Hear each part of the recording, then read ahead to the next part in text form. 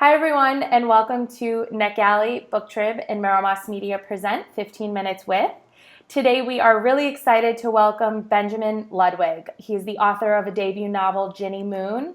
Ben is also an English and writing teacher, and he's here to talk to us all about his first book, which we can't wait to hear about. Welcome, Ben, and thank you so much for joining us. Oh, hi, Beth. Great to be here. Oh, good. So tell me, I'm really excited about Ginny Moon. I want to know all about it. So give me a rundown of the story, what the book's about, and some of the Okay. characters that we're meeting. All right, so Ginny Moon is the story of a 14-year-old girl with autism who's just been adopted from the foster care system. And as soon as she gets to her new adopted home, she immediately starts plotting her own kidnapping.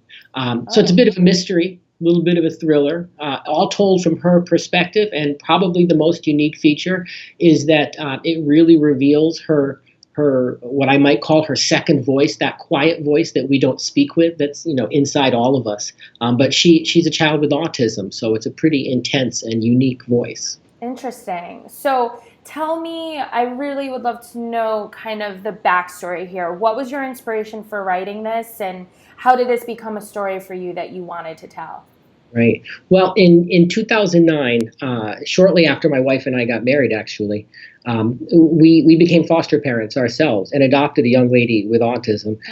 She was 12 years old when we met her. She's wonderful. She's nothing like Ginny at all, in case you want to know. Our daughter is sweet and friendly and open and inviting, and Ginny is not exactly the opposite, but she's pretty intense, we'll say. But yeah, so for many years, my wife and I were just immersed in this world of special needs, intellectual disability, special education stuff. And I just think as a writer, it was inevitable that I would write about it at some point. Absolutely. Now, we've actually discussed this with other authors.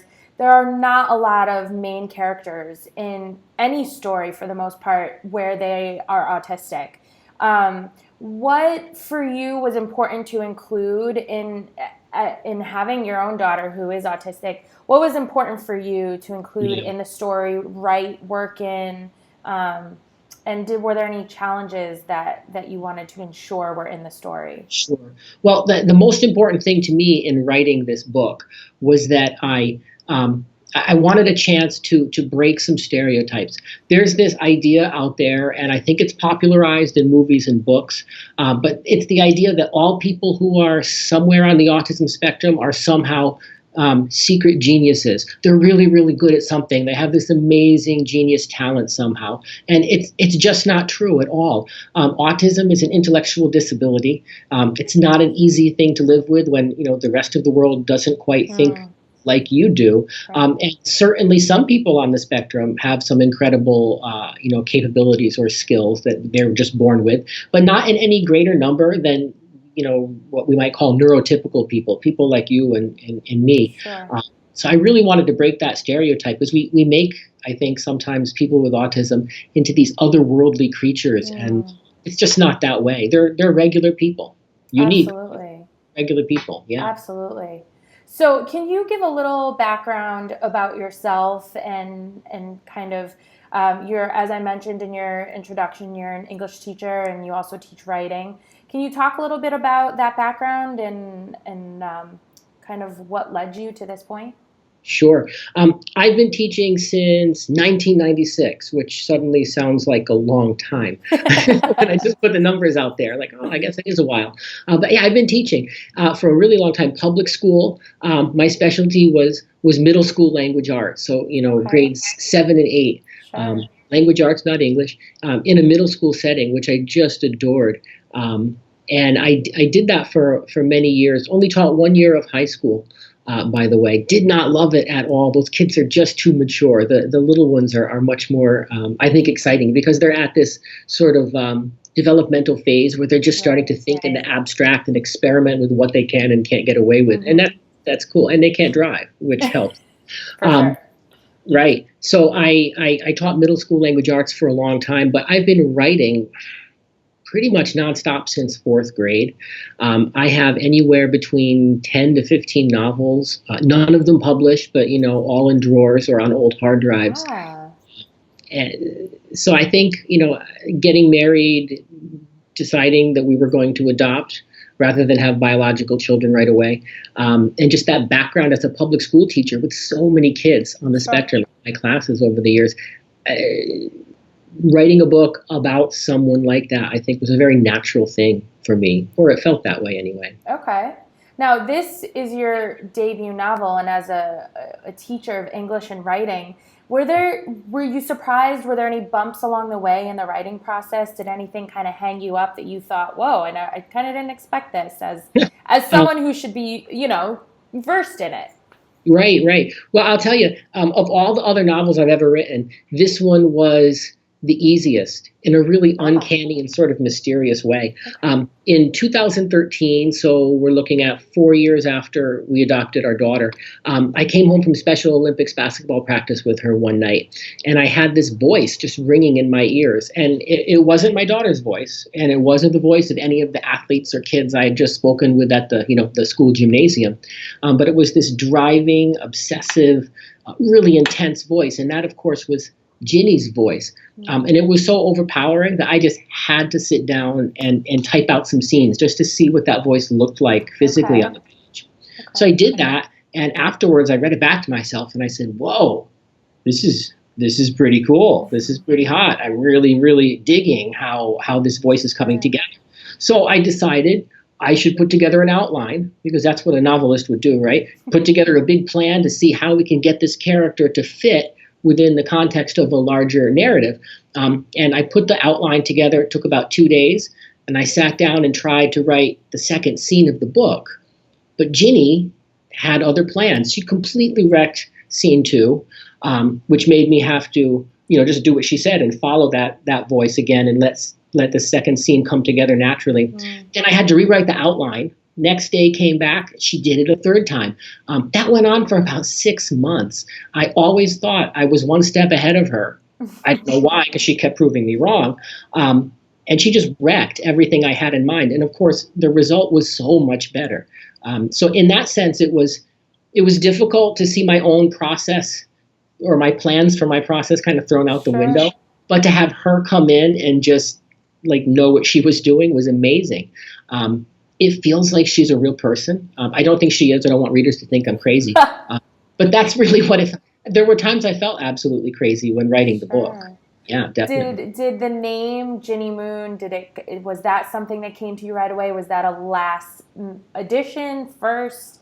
How was that decision? She was so Ginny original. From the very beginning. She was Ginny from the start. And in the book, the name Moon is not mentioned actually that many times. So it was just Ginny. And she had several other last names until finally, when I was working with my editor at Park Row, Liz Stein, that's when we decided that she needed a different last name. And actually, Liz is the one who came up with the name Moon, and I loved it. Absolutely. Now, you've mentioned originally I was going to ask you about writing other books, but you've already mentioned you have a number of other books unpublished. What made this one be the one that you published first, and are you looking to publish the others, or were those like your first tries? Yeah, those were definitely my first tries. Those were the baby steps. Those were the speed bumps. Those were the stairs I fell down or up, depending on how you look at it. But yes, I would never try to publish them. When I read them now, I cringe. With in a sort of affectionate way, because I really love those books because they taught me so much about the craft of structuring a novel. But you have to kind of do that. I am working on another book right now. It's another sort of contemporary, literary, very voice-driven book. Can't say a lot about it because things change. But I hope to have a finished draft, maybe done by the end of this coming school year. Great. Well, that's really exciting and something to look forward to. It's funny you mentioned, not wanting to put it out there. I've spoken to other authors who have said the same of some of their previous works, and they actually... Some authors have said they've gone to, online places and published it, and readers have just fallen in love with these stories. So If I've learned anything from speaking to so many authors, it's that never think that your stuff isn't good Really? because there's someone out there Okay. to like it. So Okay. it's worth Yeah. considering. Okay. I'll tuck that away. Yeah, absolutely. So this book and this fiction story, is this the genre you're in where you're comfortable, or do you have other areas in mind, ones you want to try? I'm Or very where Ginny Moon is right now, okay, contemporary voice-driven fiction, which is why I think Park Row Books was a perfect fit for me because wonderful. Park Row is all about engaging new voices. But there is another genre that I'm very comfortable writing in, and it's probably fairly predictable considering what I did as my job. I will most certainly write middle grade or young adult fiction at some. Okay. I think I owe it to the kids, really, just having read so many stories and even written some with them over the Oh, years. that's amazing. Yeah, I would love to write some young adult fiction at some point. That's great. And especially, I mean, there's no better time than now with the booming of the YA industry. So that's Oh, for sure. yeah. Hope Yeah, so. absolutely. So we look forward to that too. Well, what about, we always talk about with the authors, your writing habits. Give me a little bit of your reading habits. Are you reading anything right now? Anyone stand out to you? Right. Right now, I just finished reading Graham Simpson's The Best of Adam Sharp, which I highly recommend to everybody. Okay. Love that book. It's blue, yellow writing, all about music, takes place in Australia. Terrific. Amazing. And of course, Graham Simpson is the author of the Rosie Project, which was a huge hit and really a life-changing book for me. So Rosie Project. I actually I tend to reread books a lot. I don't read as broadly as a lot of people might think.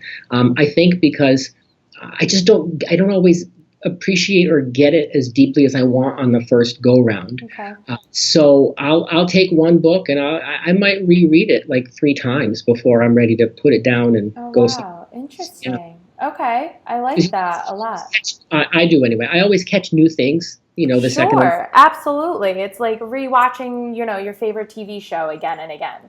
Right. And I also think one of the reasons, now that thank you for asking, because I'm really figuring this out now. But I think one of the reasons I do it is because it lets me study the architecture of the story. Sure, absolutely. The first read through, I'm just enjoying the ride. But the second one, I'm thinking, okay, why did she put this here? Why All did right. she in this way? And by the third time, I'm really testing those theories out. So yeah, I guess that's why. Interesting. Okay, I love it. Well, we're unfortunately really close to closing out our time here, but I do want to leave the viewers with one last question for you, and that's what is the overall message you want to leave with Ginny Moon? What do you want the reader to take away from the story? I want people to take away the idea that first, there are a lot of kids in foster care who desperately need homes. Absolutely. And I also want them to take away the message really, that people are vastly different from our own expectations, from the boxes we might put them in, to use a cliche. Sure. And we need to listen to people to find out who they really are and what it is they're really saying.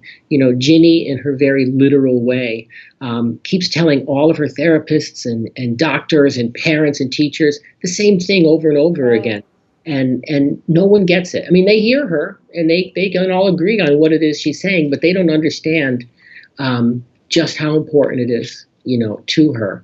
And in my own life, that's happened quite a few times, with kids who have special needs. You hear what they're saying, but you don't quite get how important it is to them. So I would love it if readers would take that away. Wonderful. Well, Ginny Moon is on sale now, and you can order it, hard copy, ebook, whatever you like. And we can't thank everyone enough for watching. And thank you, Ben, for joining us. It was wonderful. And hopefully we get to see the next book from you sometime soon. Yeah, I hope so too. Thank you so much, Beth. I learned a lot. Really appreciate it. Not a problem. It's been a blast. Thanks everyone for watching. Bye-bye. All right.